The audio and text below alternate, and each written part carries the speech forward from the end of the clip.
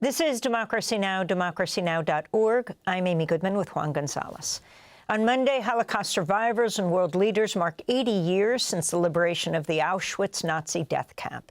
Events were held in Poland as well as at the United Nations here in New York. This is Holocaust survivor Dumitru Miclescu speaking at the United Nations yesterday. At 8 years old, he lost his mother, sister, and 2 of his brothers at Transnistria death camps. Death was a daily presence. I saw my mother, my sister, and 2 of my brothers die. Only a few of us returned home. And when we did, we had nothing left. A Roma survivor of the Holocaust. The commemoration came 2 days after the tech billionaire Elon Musk took a break from advising Donald Trump Saturday to give a surprise virtual address to the far-right AfD party, or Alternative for Germany. Musk's appearance came just days after he sparked controversy for twice giving a Nazi salute at a Trump inaugural event. Among other things, Musk told attendees it's time to move on from past guilt, an apparent reference to Nazism and the Holocaust when he was talking to the AfD. For more, we're joined by the Israeli-American Holocaust scholar Raz Segal, whose new article for Jacobin is headlined Genocide, Denial, and Holocaust Studies, Associate Professor of Holocaust and Genocide Studies at Stockton University, Endowed Professor in the Study of Modern Genocide. Professor Segal, welcome back to Democracy Now! Talk about the significance of this day, yesterday, the 80th anniversary of the liberation of the death camp Auschwitz, and how it relates to what's happening today. Well, hello, Amy, and thanks for having me on the show again. I think that it was very significant to see a Roma survivor speak yesterday at the UN. I was there with students, but it was also shocking, actually, to see that the rest of the ceremony focused on, what you might call a genocide-generating world of lies, because the main speaker in the ceremony yesterday was Israeli President Yitzhak Herzog, and he came on basically to present Palestinians as Nazis, to present Israel's attack on Palestinians in the frame, basically, of, as he described it himself, the Jewish state defending itself from this ongoing attack, right? Nazis in the past, Palestinians today, rather than the reality, which is a stateless population, Palestinians under decades of Israeli settler colonial rule, under siege, now under genocide in Gaza, and attacked by a very powerful state backed by all the Western powers. And this is a person, of course, Yitzhak Herzog, that back in October 2023 defined all Palestinians in Gaza, as we remember, as responsible for the Hamas attack on Israel, that is his enemies. In December 2023, he went on to talk about civilization and barbarism, that is Palestinians and barbarians, and Israel as part of the civilized world. He repeated this discourse yesterday. So it was very shocking to see, on International Holocaust Remembrance Day, the UN, which we have to remember and remind everyone, right? Israel has killed now over 338 workers in this attack, the majority of them UN workers, right? So the institute that Israel has killed so many of its employees, we see this, again, what I call genocide-generating world of lies, right? A world turned upside down where people facing genocide become Nazis, become anti-Semites, and this is all grotesque,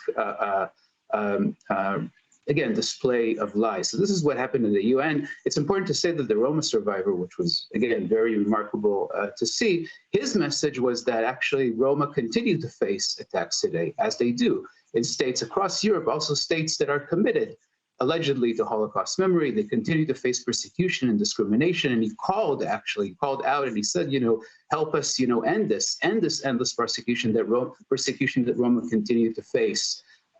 Still today, right? So he was also talking about the failure of what we call Holocaust memory and education, but then we saw it really in a grotesque way and display with Israeli President Yitzhak Herzog in attendance. And Raz Segal, could you talk about, in your Jacobin article, you've described the partnership between Israeli and German Holocaust scholars as troubling. Can you explain how this partnership perpetuates the denial of Israel's genocide in Gaza? Yeah, so I mean, in the field of Holocaust studies has always been based just the study of the Holocaust itself, and we have also genocide studies, or what we call Holocaust and genocide studies. But Holocaust studies was also always based on the idea that the Holocaust is unique, and this also meant that Israel, the state of Holocaust survivors, or the state that portrays itself as a state of Holocaust survivors, the Jewish state, is also unique. And this is really at the basis of Nakba denial, right? The idea that Israel cannot perpetrate any crime under international law, let alone genocide. So this was very central also in Holocaust studies always, this kind of protection for Israel from criticism, and really the perpetuation of Nakba denial, the denial, right, of the ongoing Nakba as well, the continued assault on Palestinians. And this is what we see today. This is the reason that since October 2023, right, so many Holocaust scholars have actually gone out of their way to protect Israel, to attack other Holocaust and genocide scholars like myself, including many Jews, including Israelis who speak out about Israel's attack on Gaza, who speak on the basis of the mountain of evidence that we have today about Israel's attack on Gaza. But again, it's very grotesque that we see it among Holocaust scholars. I wrote this piece about an event that took place online, organized by the Western Galil College in Israel, where there's a Holocaust program and a strong collaboration between Israeli and German Holocaust scholars. And the whole event was actually designed as an attack against Holocaust and genocide scholars like myself, who speak about Israel's attack on Gaza. We were portrayed as anti-Zionists and therefore anti-Semites, right? So this equation of anti-Zionism and anti-Semitism, but there was also just crude genocide denial. One of the speakers, Verena Busser, for example, who's a German scholar in Berlin that teaches online in Israel, in that program, outright said, minimizing the number of Palestinians killed by Israel, saying that there's no starvation, these kinds of outright crude denials that go against all the evidence that we have.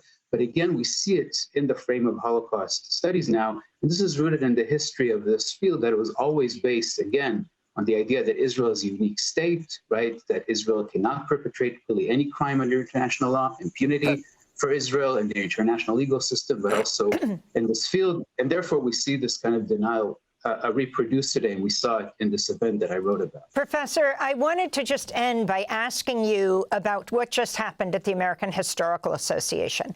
I saw you a few weeks ago here in New York at the Hilton when members of the group voted overwhelmingly, 428 to 88, to oppose scholasticide in Gaza.